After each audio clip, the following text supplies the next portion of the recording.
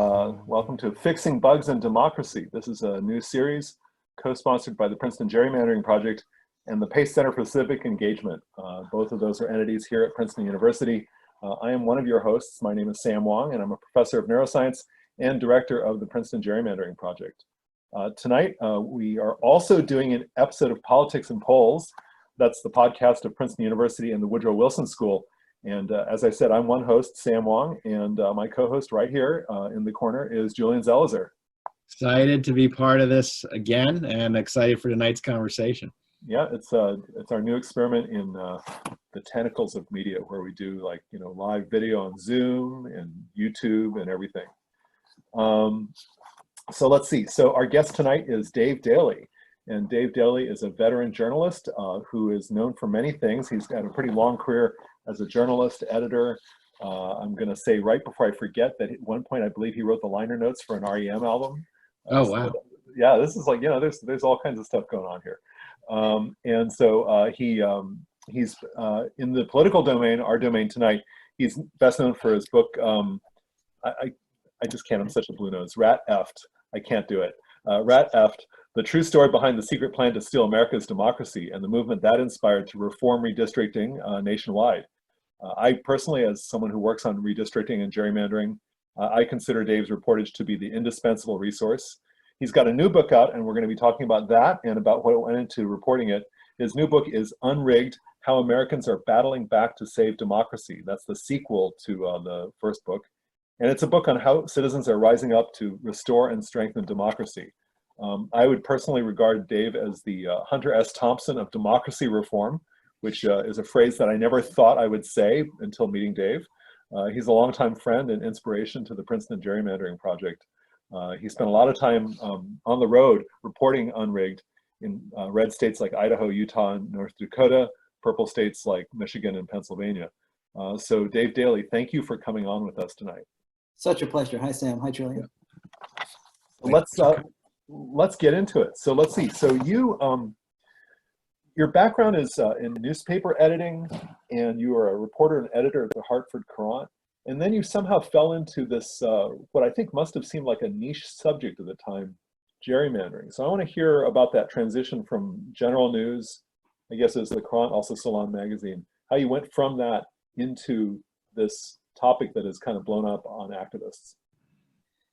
Yeah, that's a great question. Thank you, and hello, everybody. I never imagined that I would be called the Hunter S. Thompson of gerrymandering, and or that anybody would be called the Hunter S. Thompson of gerrymandering. I came to this, I think, Sam, in a really similar way that you did. I got up one day and asked a really simple question, which was, why didn't Democrats take back the House in 2012 when Obama's reelected, when Democrats hold on to the Senate? I was the editor-in-chief of Salon. I was running our politics coverage. So it's folks like Steve Kornacki and Joan Walsh, and we were running brilliant people every day, and sort of working with them. And what we were covering every day out of the U.S. House were 50 different votes to repeal Obamacare, most of which seemed like they were absolute stunts. We were covering, government shutdowns. I grew up in Connecticut, and I was not naive about gun control, but I thought that after kindergartners and first graders were massacred at Sandy Hook, that there might be a chance for a national conversation about this, and none of it happened. And so I simply asked that question, what happened in 2012? And when I went back and looked, I said, wait a second, how does Pennsylvania, a state that at that point in time had elected, had given its electoral college votes to a Democrat every year since 1988, have 13 Republicans and 5 Democrats. How does Ohio send 12 Republicans, 4 Democrats? I'd gone to grad school in North Carolina. It's a purple state, but it was not a 10 Republican, 3 Democrat state. Michigan was 9-5. And I kind of said, what happened here? And I came across RedMap. And this was the redistricting majority project. It was a project of the Republican State Leadership Committee.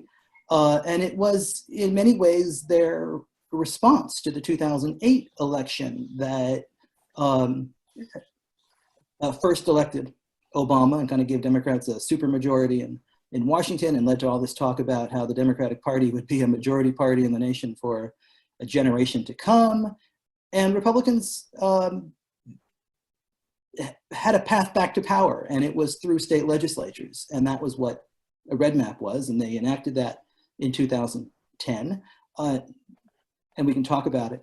But the effect of that was that those state legislatures had drawn these lines in 2012 that had helped to hold back a Democratic wave.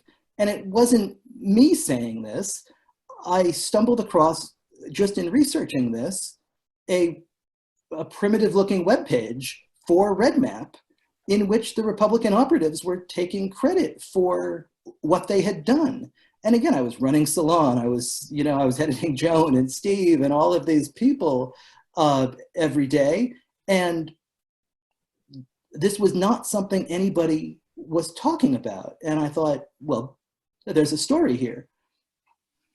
And you, and the way you paint it is that Democrats were caught unawares. I mean, let's see, Obama had won a reasonably big and convincing electoral victory by modern standards in 2008. And then along comes redistricting in 2010. By the way, we're coming up on another redistricting cycle at the end of this year, so the maps get redrawn. So you make it, you've made it seem as if the Democrats were kind of caught with their pants down, but surely they had an interest in drawing maps to their advantage. So what was different? Another great question. And in the new book, I spend a lot of time with Eric Holder, who was Obama's Attorney General at the time and is currently running the Democrats' redistricting gerrymandering arm.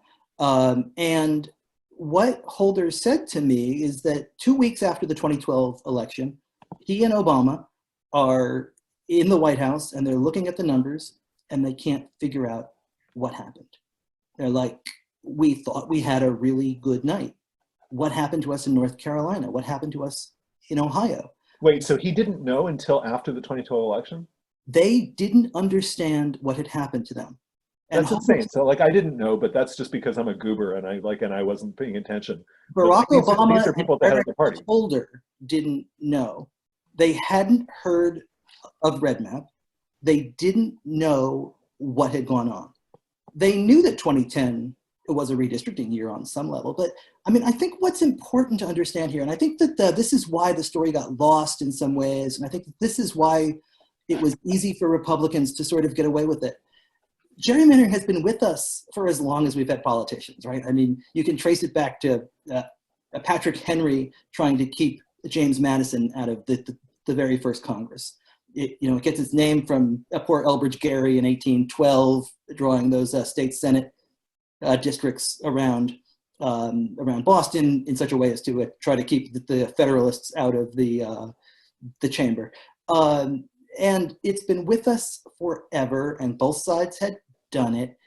But gerrymandering from 1790 through 2000 is almost the minor leagues of gerrymandering. And what happens in 2010 is it sort of catapults itself straight into its steroids era.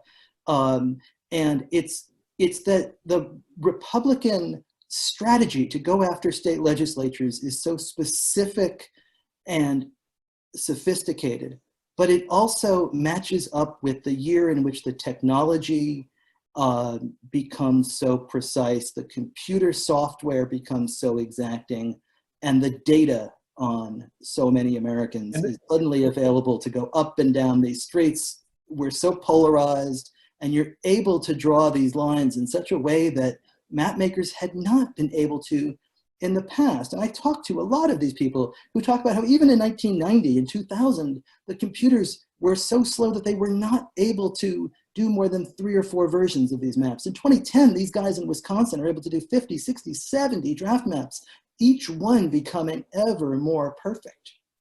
My guys can do 1 billion in a day. Yeah, and that's the difference between 2010 and 2020, and that's why we ought to be really careful about what we're getting into next year. I just jump in? So I love to refer to your book when I give talks all the time, when I talk about polarization and different ways that it works. So the major change, though, people always say gerrymandering's always around. In California, Democrats were notorious with the Burtons for doing this with precision. So the major change for you is the technology. That's what makes 2010 to today different than everything that came before. I would say that is 95% of it, is that the technology, you know, I mean, Phil Burton's drawing these maps on a napkin at a bar. These right, guys that's the 1980 cycle. Yes, I mean, Phil Burton in California is a Democratic politician who is a master of this, and he refers to his districts as his contributions to modern art. But in a way, I would also say this. I would say that gerrymandering in previous decades had almost been more of an incumbent protection game, run by both sides. And in 2010, it moves into a seat maximization game.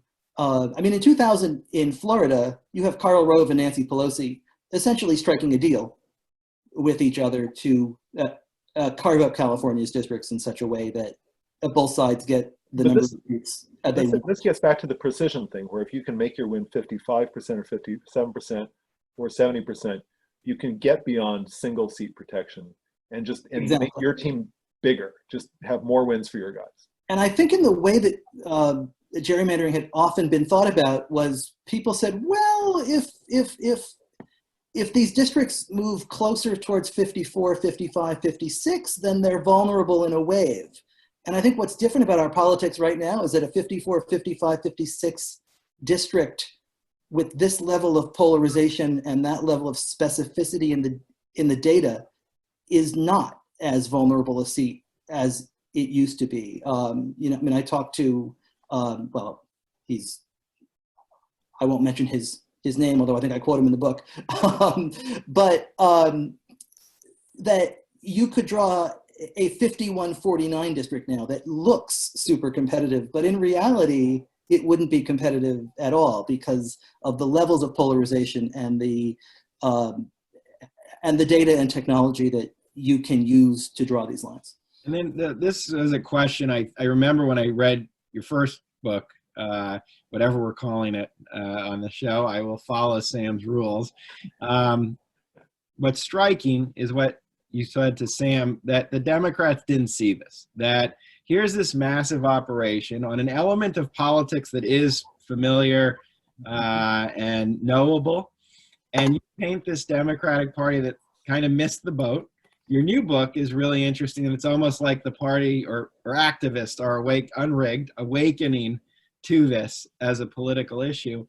But the question I don't have an answer to, and it relates to other elements of politics, like kind of the way you use the filibuster. Why are Republicans so ahead on things like gerrymandering and redistricting? And why are Democrats so far behind when they obviously have sophisticated advisors and consultants? Why does the party miss this? Why did they miss it in 2010? Republicans were more desperate. I think if you think about it this way, this is the story of two elections. 2008, you get the nation's first Black president. You have a Democratic supermajority in the US Senate and a big renewed majority in the House. And if you go back and you look at the cable news coverage that night or look at the newspapers from the next day, people from both sides were talking about how the Democratic Party was going to ride this kind of demographic change to become a majority party in the nation for another generation. And it doesn't exactly turn out that way, does it? And it's because Republicans needed to try to figure out a way around that demographic challenge. And what they hit on was the awareness that 2010 is a redistricting year. And I think that in some ways, both parties in the past had thought about redistricting as you get yours, I'll get mine.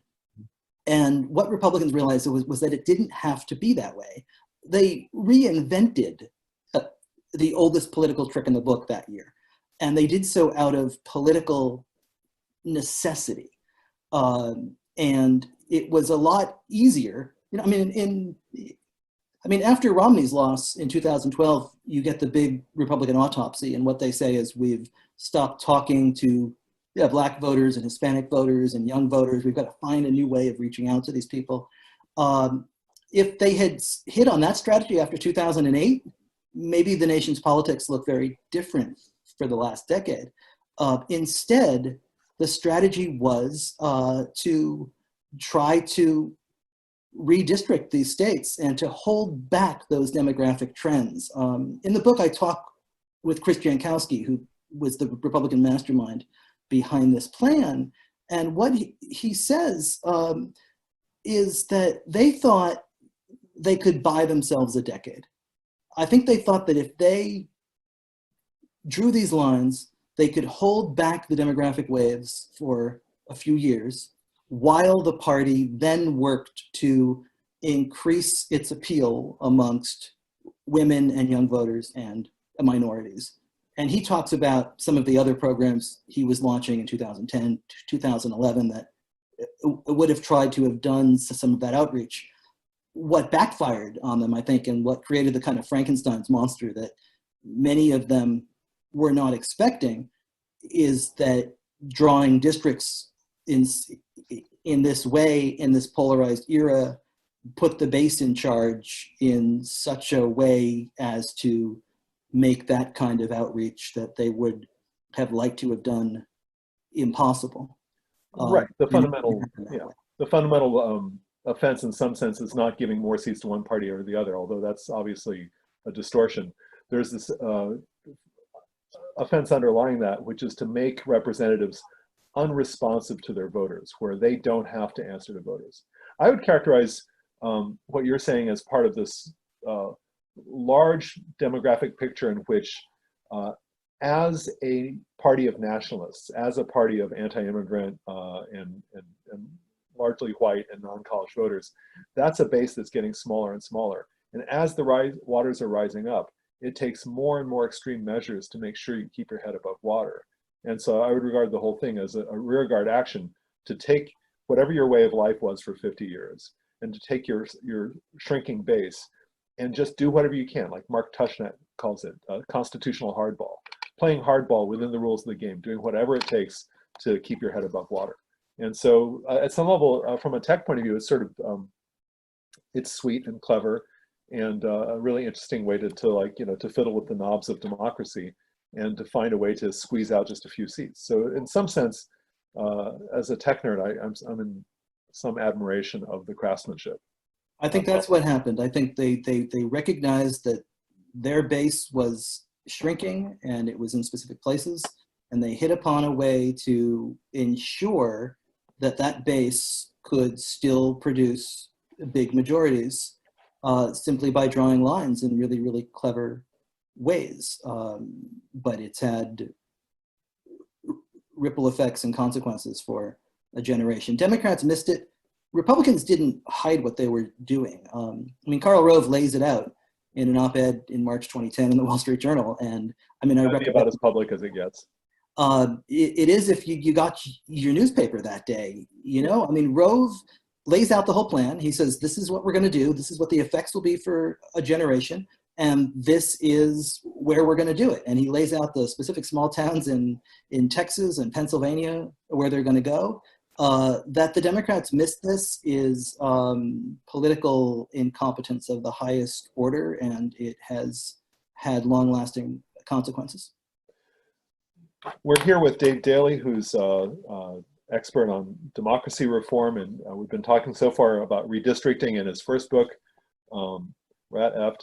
And so I just wanted to interject here that we're now going to get to the new book, but I wanted to interject here that if anybody wants to ask questions in the live version of this event, you can tweet using the hashtag #FixingBugsInDemocracy. So you do # fixing bugs in democracy. That's one way to ask questions.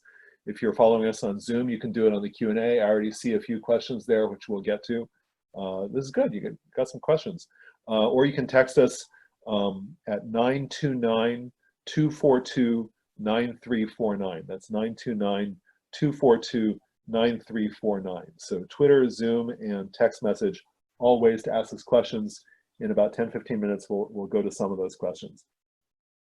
Dave, I wonder if we could now go to your book, your current book, your new book, Unrigged, and talk about something I think that seems more hopeful. Yes, we all have to do this, right? Okay, so yes, there's the book.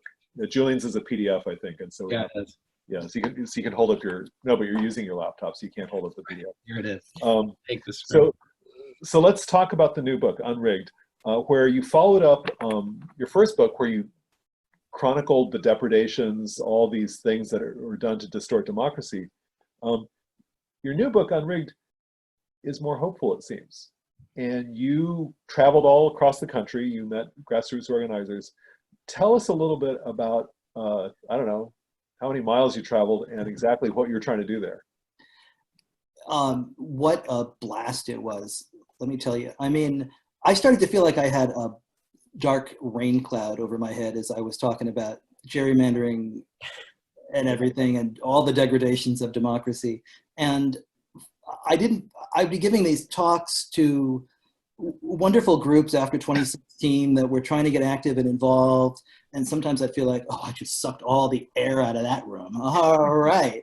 And I needed, for my own sake, for the sake of trying to give people some hope and some optimism, I wanted to tell stories about the fight back. And as I looked around the country, you started to see them. You had Katie Fahey on last week. I mean, Katie Fahey's story is remarkable, 27 years old and running a recycling nonprofit in Grand Rapids. And, 2 days after the election goes on Facebook and says, I want to start doing something about gerrymandering in Michigan. And it starts a revolution there, a Facebook post. And she's not the only one. There were these amazing examples of citizens that sort of stood up and pushed back against these big structural inequities that all the experts thought were way too hard to do something about. And people, whether out of not knowing how hard they'd be to take on, or just determination to grab their democracy back, took hold and started doing the work. And it was everyday citizens. But these are in states where they could get something on the ballot. So there's Michigan, Colorado. There's lots of different stories here. And it was amazing for me. I mean, those were dark and complicated times in our politics. And so to go out and be able to travel around the country with these groups that sort of logged off of Twitter and turned off cable news and got to work was just absolutely inspiring. I mean, so out in Idaho, I joined this amazing organization called Reclaim Idaho that was working to expand Medicaid in, a red state is, ruby red is Taylor Swift's lipstick, right? I mean, it's a one-party state. And they buy an RV and they just start driving it around the state, collecting signatures and talking to their neighbors. And you rode in that RV. Did you do that? I did. I went out to Idaho and spent a few days with them, and it was we slept in the RV in America Falls, and it was unbelievable. You go out and you knock on doors. I mean, my favorite door, I think we walk up this driveway in Idaho Falls, and there's a bumper sticker on the car that says, Vietnam, we were winning when I left. And I'm thinking, how about if we go to the house over there? This guy was winning the war in Vietnam. And we go up and knock on his door, and they're fearless, and they just start the conversation. They just start the process of political persuasion about Medicaid. Like they're just chatting with. And he's like, "Oh yeah, my mom fell into that gap. I know it well, and I'll sign that and I'll vote for it." And they won in Idaho with more than 60% of the vote. I mean, down in Florida, I went down and, spent time with Desmond Meade, who runs this amazing, mighty moral coalition that unites left and right, black and white, churchgoers and former convicts. And they win a constitutional amendment in Florida that wins at over 64% of the vote to restore voting rights to former felons there, 1.4 million people. And there's these stories around the nation.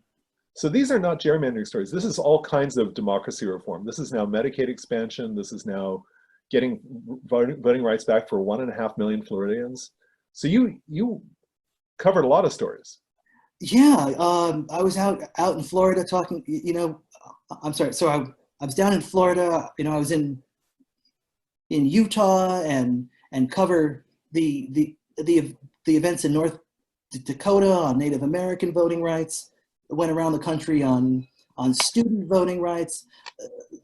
The passion that was unleashed in this country that I think we saw, especially in the 2018 election, was this citizen movement that was nonpartisan. It was uniting Democrats, Republicans, Independents. You don't win Medicaid expansion in Idaho with 60% of the vote if you're counting on Democrats. I think Democrats are about 14% of the vote in Idaho. You can't win a constitutional amendment in Florida on felon voting rights at 64% of the vote in a year in which Ron DeSantis and Rick Scott are elected statewide, unless if you are doing the work of persuading people who maybe aren't automatically on your side. So I went out looking for hope and optimism in our politics, and I found it in these really unlikely places, people doing the hard work of rebuilding these structural problems that had gotten bugs put in them.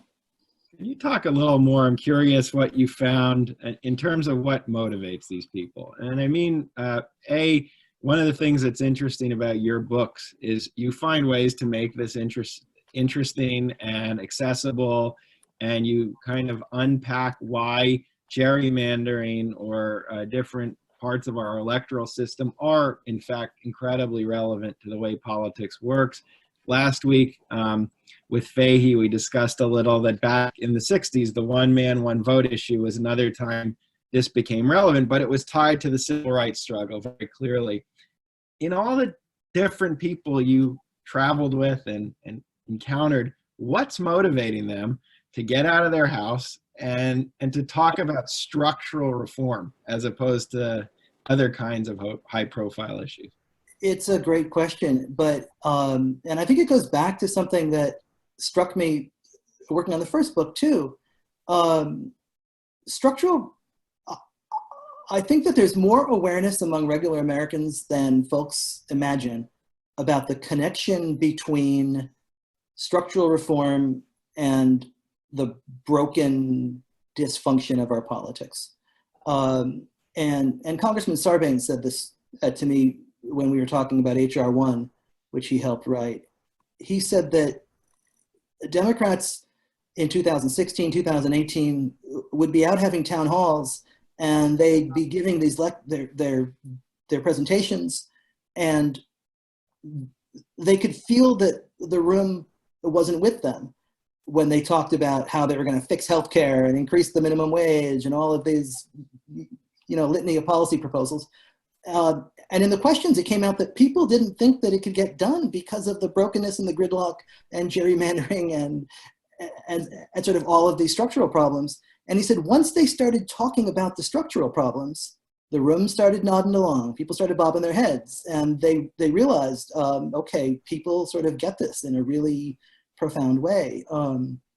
59 million Americans right now live in a state in which one or both chambers of their state legislature is controlled by the party that won fewer votes in 2018.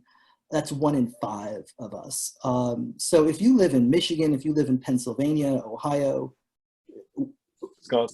Wisconsin, you understand the impact of gerrymandering firsthand. You've lived with it for the last a decade.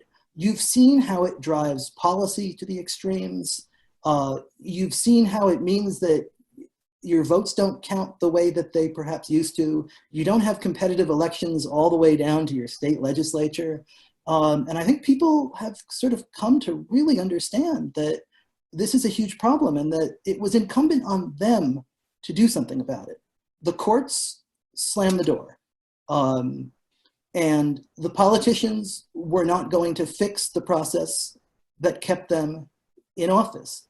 It was up to the people to do this. And it was up to them to fix gerrymandering, but it was also up to them to expand Medicaid in Idaho, because the legislature there had refused to do it 6 years in a row. If people wanted to get anything done, they had no choice but to take it into their own hands. Now, in your other book, the heart of it is the National Party investing in these efforts, going into Pennsylvania and pouring money into a very small seat that seemed irrelevant. In this case, it's more about citizen activism. Is there top-down support in the stories you saw from either funders or from the Democratic Party, or are they kind of operating on their own, once again, disconnected from a party that's not seen this as central? I think it started on its own, and I think that some funding has flown into it since then. If you look at, Katie Fahey and what happened in Michigan, there was, I think, a lot of reluctance to fund them at all because people thought that Michigan was where good ideas went to die, and it was such an expensive state to try to operate in. I don't think they had a lot of support until they got on the ballot, and then until the Supreme Court there allowed them to stay on the ballot. And then I think you saw some of the national money come in, largely foundation money or kind of good government money. But in a lot of these places, in Idaho, Reclaim Idaho starts with, $1,400 as they invest in an RV, and they start driving. Florida is a very sophisticated operation. It had been going on for many, many years. The Brennan Center, ACLU involved. Also the Koch brothers come in with a lot of funding there, and the messaging discipline and the polling groups that they did in Florida were really out of this world. It was the reason I think in many ways they were able to win is they did not talk about this in racial justice frames at all. They explicitly kept that far out of the frame, and they talked about second chances and eligibility for second chances for people who had, completed their sentences. They did not talk about how this was, a Jim Crow era abomination that had to be fixed, because that, I think they worried, would make it partisan. So some of these groups certainly had sophisticated operations. Others are just citizen groups that got moving and found each other. Yeah, it strikes me that that it's a bit of a tightrope. On the one hand, fighting for structural reform. On the other hand, bringing it to people's lives without making it into a partisan food fight. I've got some questions here that are relevant to this. Actually, quite a lot of questions. So maybe I'll turn to those. But I do have to interject. If you were riding around Idaho in a $1,400 RV, I am so glad you made it to finish this book. Because that just seems like a real bargain, let's say, for an RV. It just feels like it might be a little dangerous, but this thing teetered. Idaho has speed limits about 75, 80 miles an hour. This thing topped out about 55. Idaho has speed limits? It does. They're just very, very high. So let me go to some of these questions. I've got some on Twitter under the hashtag Fixing Bugs in Democracy, and also in the Zoom Q&A. Let's see. There's some pretty good questions here. Let's continue this for a little bit. Kaya writes in, and says, "Hi, David, love your books. I was really glad to see Slay the Dragon start by connecting the dots between the environmental justice crisis in Flint, Michigan, and gerrymandering." She says, "I feel like a lot of people don't understand that the fight to end gerrymandering is directly related to the fight for social justice." How can we as a movement do a better job of helping folks understand the significance?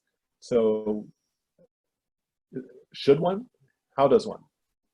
It's a great question. I mean, gerrymandered legislatures are able to take actions that they're able to push extreme agendas, and citizens can't do anything to stop them.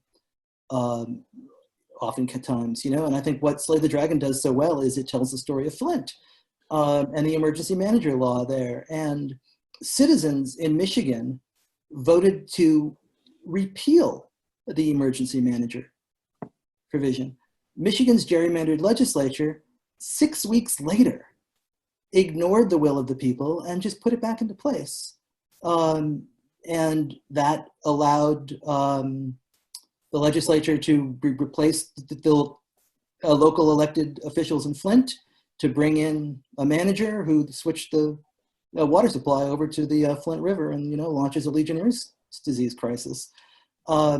It's the gerrymandered legislature in Wisconsin that forced voters to the polls in person during a pandemic. It's gerrymandered legislatures across Michigan and Ohio and Wisconsin that have gone to war on public universities and the labor movement. And if you look at what's happened on voting rights over the course of this decade as well, in many ways, the first thing gerrymandered legislatures do is they enact voter ID laws, and they close precincts and work on voter roll purges and make it harder to do early voting or voter registration. Now, this makes me sound like a partisan, but what has happened when these legislatures are beyond the reach of the people is that they're able to take actions that place them further beyond the reach of people. And that is what I think we have to do a better job of explaining. I mean, gerrymandering is cheating. It cheats people out of fair elections. It cheats people out of accountable representation. And it's not about which side wins. It's about whether or not a majority of Americans are able to translate themselves into a majority of seats, or whether there's been some kind of, enduring minority rule enacted. And I think we have to be aware of what the partisan consequences are without seeing it through a partisan lens, if that makes sense. Now, that feedback loop of legislators keeping themselves in power.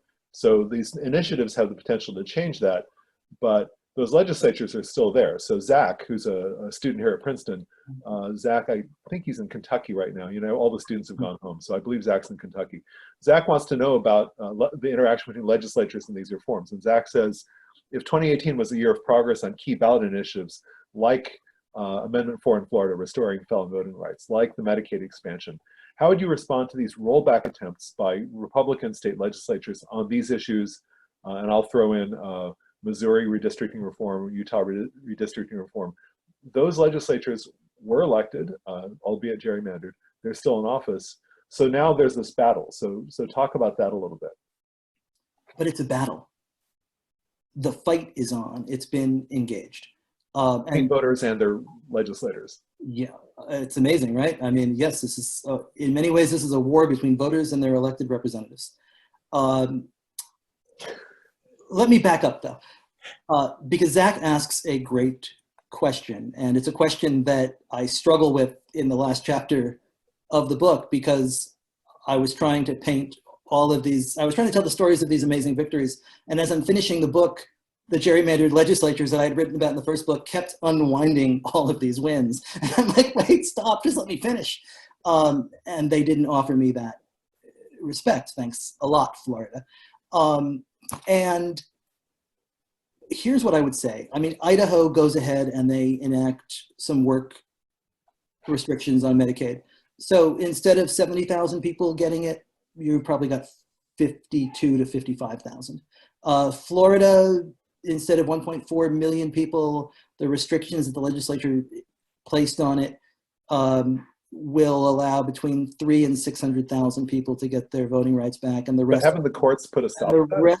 No, actually, well, it's a back and forth. I mean, I thought the courts had it's a constant back and forth, and the last ruling was positive for the reformers. It's probably going to end up at the U.S. Supreme Court ultimately. But there's been progress made on all of these things. If we want to focus on the half step backwards in all of these states, we can. But there's also been a couple of steps ahead. And the history of voting rights in this country is not a straight line towards progress. The history of voting rights did not immediately become over with the passage of the 13th, 14th, and 15th Amendments. You know, if it was a straight line, those amendments would have cured a lot of this, right? If it was a straight line, then the passage of the Voting Rights Act, it would have fixed a lot of these problems. It's not. It's a story of progress and retrenchment, sometimes all at once. And what's important is that, I mean, Dr. King talked about the moral arc of the universe being long but bending towards justice. And it doesn't bend towards justice by itself. Right, you got to bend it. It only bends when all of us grab it. And what happened in 2018 is that people grabbed it. Well, can I just jump in on that one point? Because I often hear that. And Sam, this is for you as much for both of you. I have my answer, but I'm curious of yours. If gerrymandering is so powerful, if it locks in preferences so much, then you hit 2018 or you hit other elections like that when it's broken by electoral mobilization to some extent. That's how people feel. Why invest in the structural reform as opposed to winning elections, party reform, and kind of mobilizing for these kinds of waves? Because it wasn't broken in 2018. You don't want to wait for a wave of public opinion like 2008. It sounds great to say, wow, we were inspired and we voted for Barack Obama. What happened in 2008 was there was this recession that took down the American economy and sent us into this place where we would rather not be. And for elections to only be responsive to voters when voters are so in such desperate straits, I mean, what is like, do we have to wait for a worldwide depression to get change of government? I think the key here is building a governmental system that's responsive to voters changing under normal circumstances. I think that's exactly it's like, right. Yeah, like it's like, I mean, this levy that gets built up around. What I would add, though, is that 2018 did not defeat gerrymandering. Democrats might have taken back control of Congress in 2018. They did so by threading a really difficult needle by winning the 3/4 of the seats that flipped in 2018 were drawn by commissions and courts. They were able to win in 2018 after Pennsylvania enacts a new map that turns a 13-5 gerrymandered map into a fair map, after Florida and Virginia do mid-decade redraws.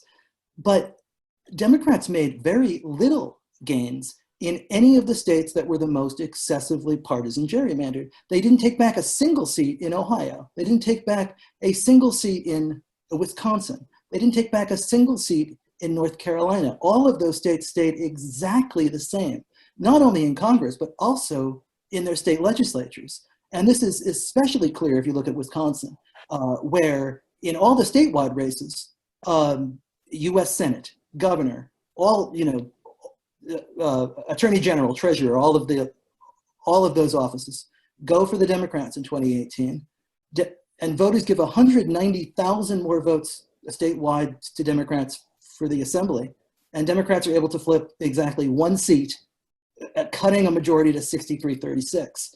It's even a wave is not enough against these maps. I think it's a real misnomer if we think that Democrats defeated gerrymandering because a blue wave tipped Congress in their direction in 2018. This remains a huge problem, not only nationally in Congress, but in state legislatures around the country that are wildly unrepresentative on maps that are completely not responsive to voters. Let me connect the dots there and then turn back to one of the listener questions, or I guess viewer questions. So I think broadly speaking, there's a tendency that's kind of baked into how progressives and liberals think, especially if they understand history, that national reform can change democracy, that Dr. King led a national movement, that national opinion, a wave of opinion, can sweep one party into power or can sweep the other party into power. So that's a theory of change that really comes naturally, I think, to liberals. But really, I think a lot of what we're talking about in Unrigged is discovering your inner federalist, finding ways to make state government more responsive. And I'm going to turn to, and what that means is that one needs to take a more granular view. And Abe and Pat, a little while ago, asked a question that perhaps on that note, Dave, they ask, are there signs of hope in particular states? And they want to know about state courts, and they're curious about exactly what kinds of things you see in state courts. And I think the implication is it's about redistricting. I mean, state courts are now the only game in town now that the Supreme Court has been declared partisan gerrymandering non-justiciable, which is not necessarily bad news, because state courts and state constitutions often have far more robust protections of voting rights and the right to vote than the US Constitution, which doesn't really mention it at all. So what we've seen in Pennsylvania in 2018 and then again in North Carolina, yeah. So in Pennsylvania in 2018 and then in North Carolina in 2019, you had state courts that overturned unconstitutionally gerrymandered maps and imposed new maps. And you did not see any additional litigation on that front. I imagine it's too late in the cycle, and litigation is expensive and people decided not to push it. But the playing field in 2021 for the next set of maps is going to be in state courts. I mean, I think it would be better if we had a federal national standard on this and we didn't have to have litigation in 50 states. And as we have seen, you know, some of those states have, you know, deeply partisan Supreme Courts. So then you end up with all of these, then you end up with funneling a lot of money into state court races as proxies for redistricting fights, and that's well, like last week's Wisconsin Supreme Court race, right? That was heavily funded, hotly contested. In the end, the liberal won, I think in part because it was at the same time as the Democratic primary. That's right, but I mean also Pennsylvania. I mean Pennsylvania was only able to win that map because Democrats in the state invested millions of dollars in 2015 in fighting to take back the state's Supreme Court. They put their own sympathizers on that court and won a ruling that I think was right. But you know, it came because the Democrats spent, you know, 8 figures on state Supreme Court races in Pennsylvania in 2015. Judy, listener Judy wants to know about a specific state. She wants to know about Texas. Her general question is, what do you do about a state that doesn't have the initiative process to put a question on the ballot? And I think this gets in, why don't we just do specifically Texas? Is there hope, or are they doomed? Texas, yeah, I mean, maybe. They've got racial gerrymandering lawsuits, right? Like that is a route for Texas. I mean, I'd say this. I'd say Texas at the beginning of this decade was 101-49 in its state house, and it's now down to, I think, 8 seats. So a huge advantage is now down to about 8 seats. You get fairer maps in states when both sides have a seat at the table, and you often get fairer maps when both parties are afraid that the other side could win a seat at the table, so they are willing to sort of negotiate and make a deal. So in Texas, your best bet is probably the Democrats are somehow able to take back a chamber, earn a seat at the table, and then you get something closer to fair. Well, there's 3. But it's not going to be good. There's multiple states like that. Texas, 9 seats, or I think you're right, 8 seats flips that Texas House. In Florida, flipping 9 seats flips the House of Representatives. In Kansas, flipping 1 legislative seat breaks the veto-proof majority, and so therefore they have to work with the governor. And so I think there seems, in some states, it seems like just brute force is the answer. Yeah.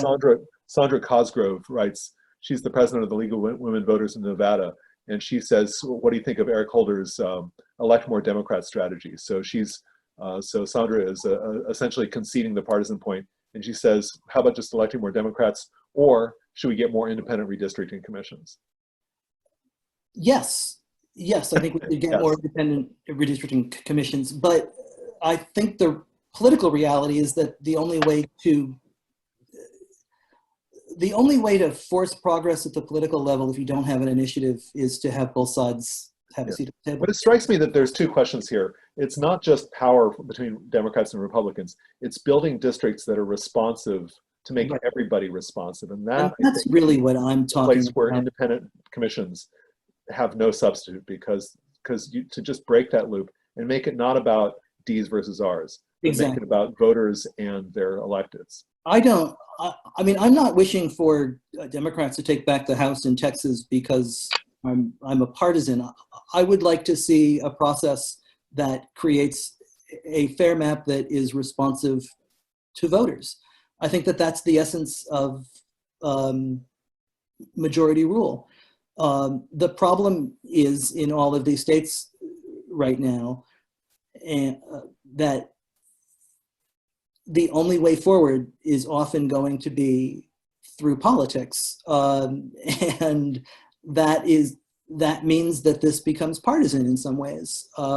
It's inevitable, and it's frustrating, and it could be the unraveling of reform, but there's no other way to do it in many places. You think, and we talked about this with Fahey last week, but now you have a sample of many activists. We're in a pandemic, as you've heard.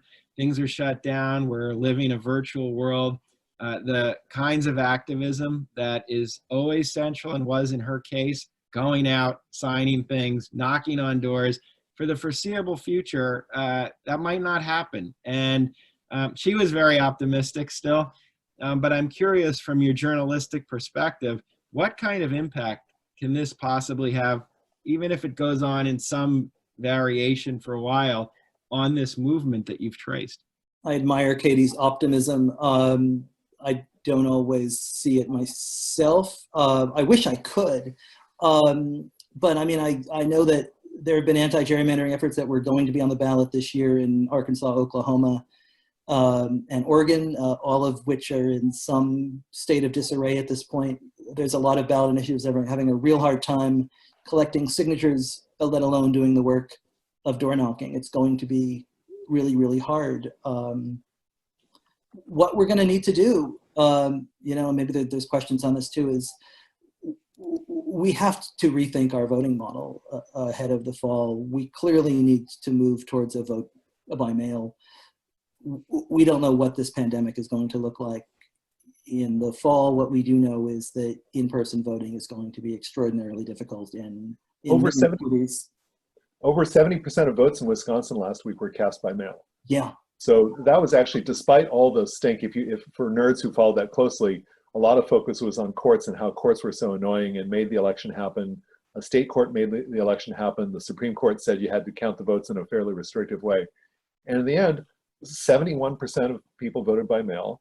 It was actually record turnout for an election where there was only one primary contested. I think at some level, it looks like when properly mobilized, voters can get pretty riled up about their right to vote. Oh, I think that's absolutely right. But the question is, are we ready for vote by mail to go from 10 or 12% up to 70%? And no, states aren't ready for this. They're not ready to print. So Wisconsin was lucky. They're not ready to print these ballots. They're not ready to. Dave, it's a little like your 2010 story, where, I mean, one party has seen what's about to come, the GOP, in terms of lowering turnout, and it's not clear to me the other party is saying this is a priority right now. They should make it a priority. Yeah. Yeah. What about, so just following up on that point, we got a couple of questions from listeners. Daley from, I believe, Virginia, wants to know about how coronavirus will affect, you may even know, Daley, I think I do. Yeah, I think you probably do. I wouldn't go so far as to call this the usual suspects, but I know a few of the names on the question thread. But wants to know about COVID and the census delay impacting redistricting and politics. Judy has a similar question. What about how, this is sort of getting into the weeds a tiny bit, but we've talked about voting and coronavirus and what that means for democracy. What about the census? It's going to make it really hard for census goers to go door to door and count people. And if you don't have an accurate count, you have a lot of problems, whether it's funding formulas, whether it's apportionment in an accurate way, which then affects the electoral college count, and then it's redistricting for all these states, especially Virginia and New Jersey, states that have odd year elections. Right. Boy, I mean, if you start pushing this back 3-4 months, you run into a lot of trouble. Aaron on my staff was looking at the rules, and as far as we can tell, it's not possible to have an election on time in New Jersey in November. And the only way it can happen is to either postpone the November election by weeks or a month, or to use estimated populations to draw lines. Listen, if Democrats were thinking about this in a sophisticated, serious way right now, they would be saying, okay, because Congress has to sign off on changes to the census deadlines, they would be saying, we will sign off on this, but you can't use citizen voting age population to draw state legislatures. Well, so that's interesting. So it is true that populations at the state legislative level don't have to be exactly the same number of people. So there is, and it's actually true of congressional now, due to a West Virginia case. So you can imagine maybe doing it based on estimated populations. Like that would be one way through. It wouldn't be ideal. Let's see. So back to these questions here. I'm just looking. We've actually got some pretty good questions. If people want to ask questions, it's possible to ask on the Zoom Q&A, on Twitter with the hashtag #FixingBugsInDemocracy, and finally by texting to 929-242-9349. And I want to go back here. There's some kind of interesting questions here. Wow. So here's one from Jennifer, who I believe is from North Carolina. And she wants to know, what do you think about the reform process and the outcome in Virginia? So what's your snapshot of what's going on there in Virginia? The reform process in Virginia is really interesting. Let's see, I would say this.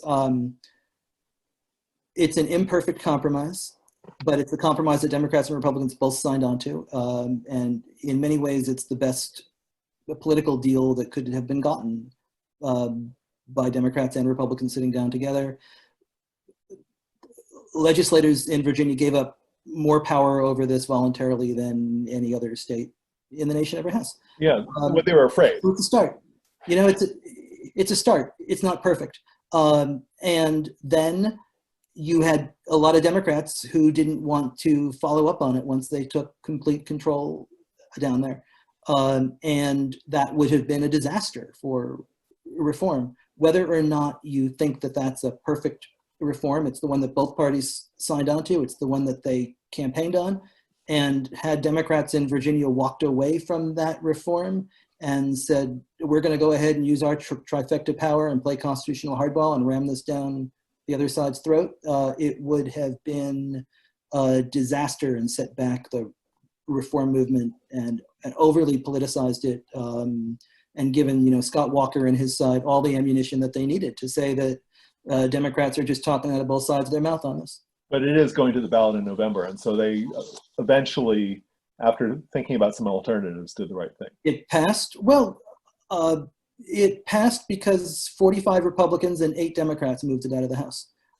So it passed in the Senate overwhelmingly, bipartisanly, and the House in Virginia almost stopped it. But good. God bless them, those 8 Democrats. I mean, I guess like one of them was. I have a lot of respect for their courage. Van Valkenburg and Yes. and 7 others, I believe. So, hey, by the way, I just wanted to mention that you were saying bad things about the census and how that's going to screw things up, but I can always find something positive. With unemployment through the roof, there's people who are available to be census takers. And so if we can just get out of this dark, dark tunnel we're in, there's going to be a bunch of people who, I wish had jobs. but it turns out that they can get jobs as census takers. And so you guys get out there to like whatever, mycensus2020.gov, fill out your census form, poke around the website, get a job taking a census in your community. So I think there's ways forward.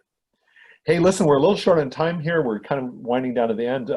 But Dave, my last question for you is, as you're going around talking about this terrific book, Unrigged, and you're talking about democracy reform nationwide, as you go around, what are you watching for this summer and as we go into the fall? What things around the country are you keeping an eye on as you think of things that couldn't quite make it into the book? To me, the pandemic has changed all of this, and the question of voting rights is only going to become more crucial over these next few months. We've got about 200 days before the presidential election. We need to be certain that every American is able to vote freely, fairly, safely, and securely. And that means really ramping up vote by mail, which is not an easy thing to do. It's not a flip.